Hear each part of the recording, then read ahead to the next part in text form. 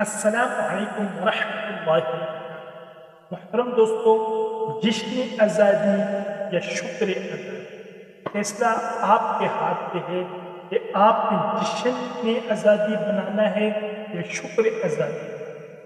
دوستو، جو اللہ رب العزت کی طرف سے نعمت ہمیں ملتی ہے، خوشی ہمیں ملتی ہے، اس پر ہمیں یہ حکم ہے کہ ہم نے اللہ کا شکر ادا کرنا ہے اور شکرانے کے نفل پڑھنے ہیں۔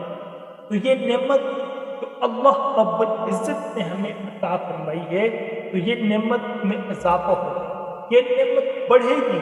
لیکن اگر ہم اس پر ناچ گانا ڈانس کریں گے، میوزک کریں گے، تو یہ نعمت ہم سے چھن جائے گی۔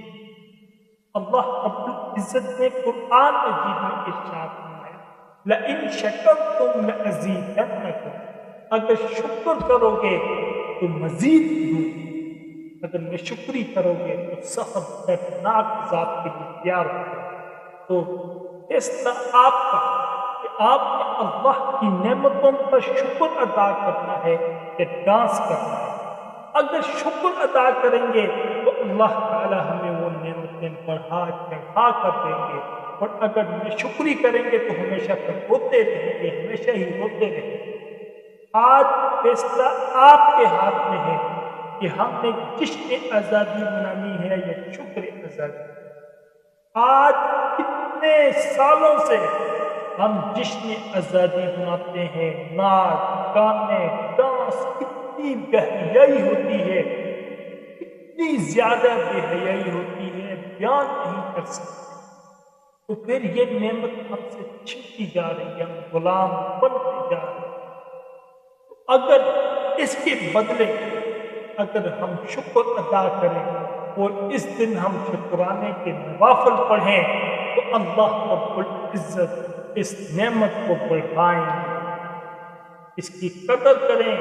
کلمہ طیبہ لا الہ الا اللہ محمد رسول اللہ صلی اللہ علیہ وسلم نام پر یہ نعمت ملی ہے، اس پر شکر ادا کریں، شکرانے کے نوافل پڑھیں، ناچ گانا ڈانس میوزک اس سے خود بھی بچیں، دوسروں کو بھی بچائیں۔